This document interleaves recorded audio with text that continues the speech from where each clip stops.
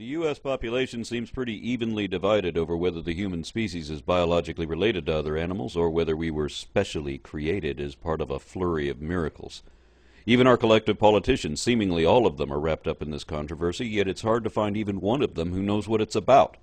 Why is it that there is such concern in so many grade schools K through 12 about teaching evolution, yet there is still a complete consensus among scientists all over America and the rest of the world that evolution is the backbone of modern biology and a demonstrable reality historically as well? Most people don't understand science, what it is, how it works, what hypotheses and theories are, or even the purpose behind it.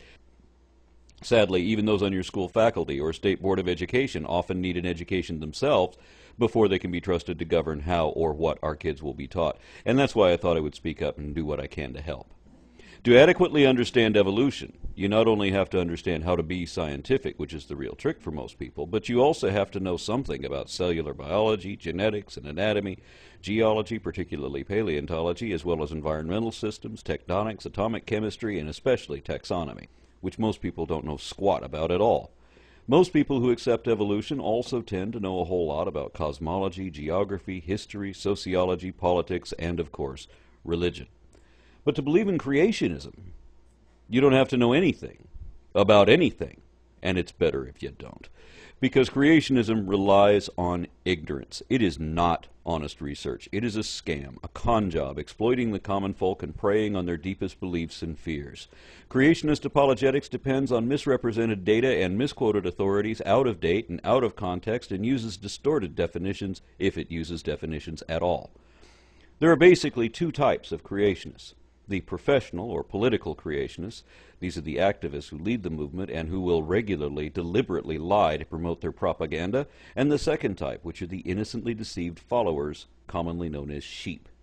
I know lots of intellectual Christians, but I can't get any of them to actually watch the televangelists because they either already know how phony they are or they don't want to find out.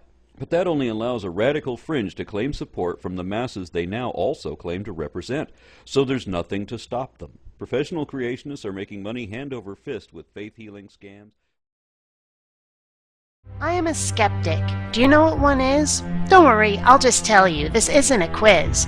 A skeptic is someone who won't just believe, one who wants to make sure nothing's hidden up your sleeve. A skeptic insists there be reason and facts that support someone's premise before they'll relax.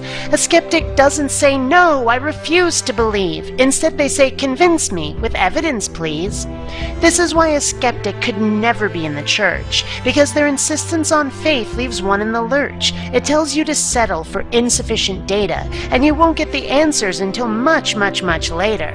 You know, like when you die and go to paradise, which I don't think exists, but hey, it might be nice. Anything that might tell us whether God really exists is hidden by faith, clouded in its mists.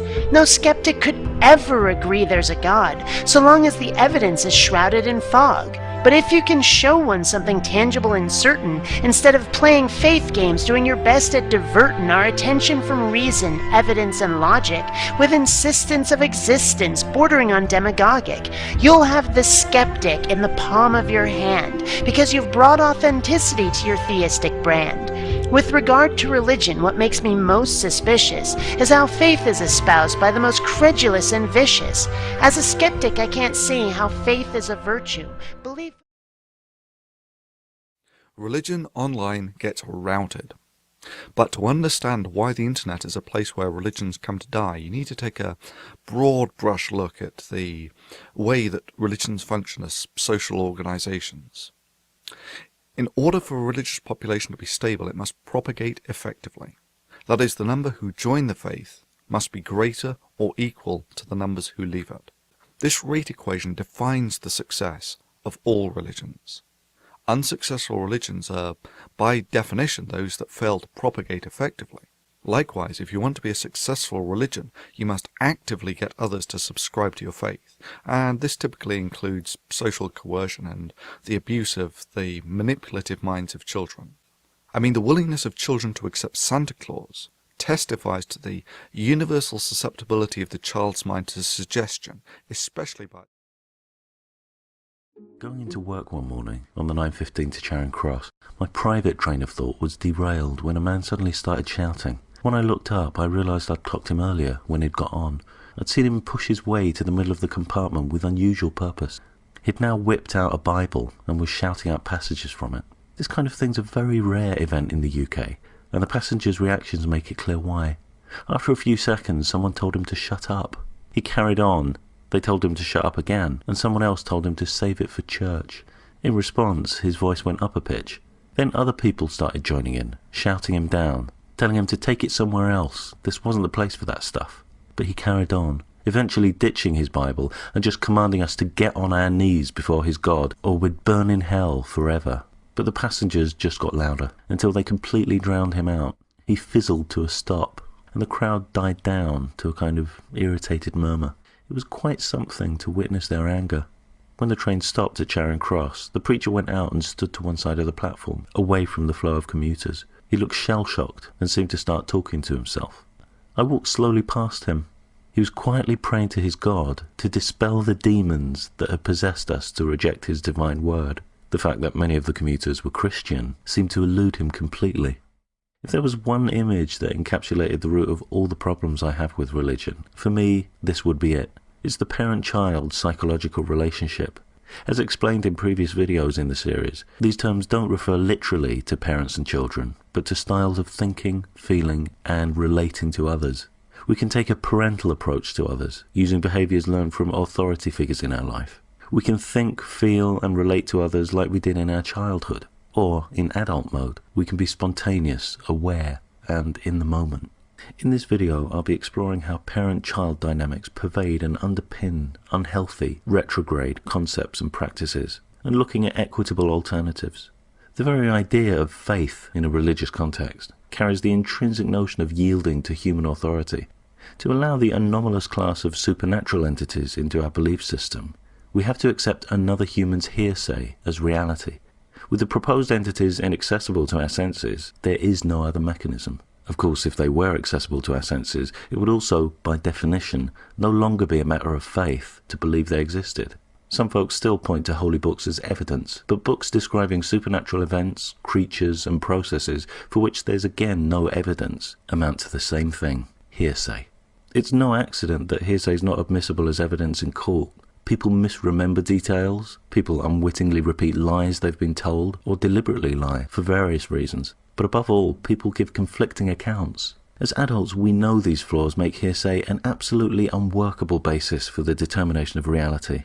But when it comes to religion, many suspend all of this awareness, even though every single problem here can be clearly observed in religious contexts, especially the problem of conflicting accounts, with conflicts not only between religions, but also within them. Why is awareness suspended around religious hearsay?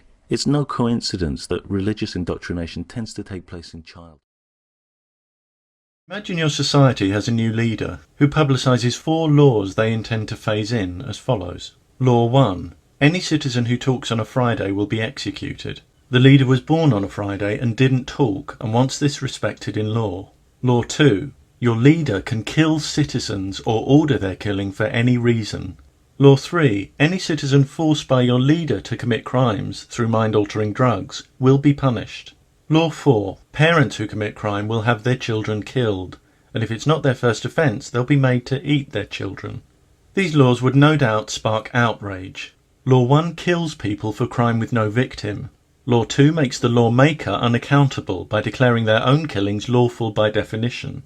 Laws 3 and 4 explicitly punish the blameless, directly contradicting the principle of personal responsibility, with Law 4 adding an obscene element designed to dehumanise. They're definitive cases of injustice. So if asked about our objections to these laws, we're not confined to saying they're not to our taste. We have non-arbitrary reasons to object. These laws would lead to clearly identifiable abuses. We know too much about what constitutes harmful behaviour, suffering and responsibility to allow such laws to be incorporated into our justice systems. But what if this leader's been in office all your life and you've been brought up to think they're morally perfect? Such a lawmaker wouldn't make laws that were unjust, so this would create major cognitive dissonance. How would we respond? Perhaps we'd invent some context in which of course it's right for someone who'd done so much for the society to make some essentially arbitrary demands. Or perhaps we'd try to evade the problem by saying their grasp of morality was so far ahead of ours we couldn't understand them, that they worked in mysterious ways. But we'd be wrong. Clearly the root of the problem is the false and morally corrupting idea that the lawmaker is perfect. It's corrupting because in causing us to accept unjust laws, it leaves us defending the indefensible. Remove this idea and we can see the unjust laws for what they are. When we accept ideas uncritically, or make them sacred so we don't question them, this can distort our moral reasoning, because we're then prone to having mistaken ideas ruling our attitudes and behaviour outside our awareness. Those who've swallowed whole or introjected the idea, the lawmaker is perfect, cannot properly evaluate the law until this distorting idea is identified and removed. Identifying ideas we've swallowed whole is sometimes the key to resolving problems in many areas of life. When we consider the traits attributed to the biblical deity Yahweh, clearly if it existed, it couldn't be better placed to mete out fair, consistent justice. We're told it knows our thoughts, knows who's guilty or innocent, and is perfectly moral. So unlike human justice administrators, it would have no excuse for punishing anyone but the guilty, or for punishing them disproportionately. And yet according to the Bible, it permits, commits and commands the vilest atrocities, corresponding directly to the laws we've just rejected. The number one issue I have people seeking advice for on my channel is the issue of guilt or terrible fear over doubt, even when they logically know religion is bull. I've talked and given advice to many people who have in the back of their mind or moments of emotion that they get scared to death of what if they're wrong? What if God really is real and they find out they are wrong when they die, burning in hell for eternity? The religious, of course, have their own explanation. It's obviously evidence that their belief is real because you know it is true. You just want to deny it. It is their God trying to push you to do what's right. It is your conscience trying to make you do what you know is right, and you're blatantly disobeying, and you should be punished for even questioning it. How do we tackle this issue? First off, let's look at the evidence. Do people raised Christian get overwhelming fear that Islam might be right? Growing up, I did think on that rare occasion, what if I'm following the wrong religion and say the Egyptian religion is possibly right? What if I... The God we know, the God of the Western world, the God of Judaism, Christianity, and Islam, has a history. Modern evidence indicates that if you read the Bible as it is currently presented by modern religion, especially if you are reading an English translation, you aren't reading the real story. What you are reading is an edited version of that history, with additions and modifications that present that story in a different way than the evidence indicates it actually happened. According to the Bible, this God has always existed, and this God predated not only human beings, but the universe itself. According to the evidence, this God began evolving from human ideas originating from 14,000 years ago, and didn't become the one God of monotheism until 2,600 years ago, in 600 BCE. If you want to know the story that the evidence presents, the story understood and supported by the majority of religious studies professors, archaeologists, and anthropologists, the place to begin is not the Bible. It is the Enuma Elish, the Babylonian creation story, which was discovered by archaeologists in the library of Ashurbanipal and dated to have originally been written in about 1750 BCE. As this creation story demonstrates, almost all religions in Mesopotamia at that time were polytheistic. There is no trace of the existence of monotheistic Judaism at this time.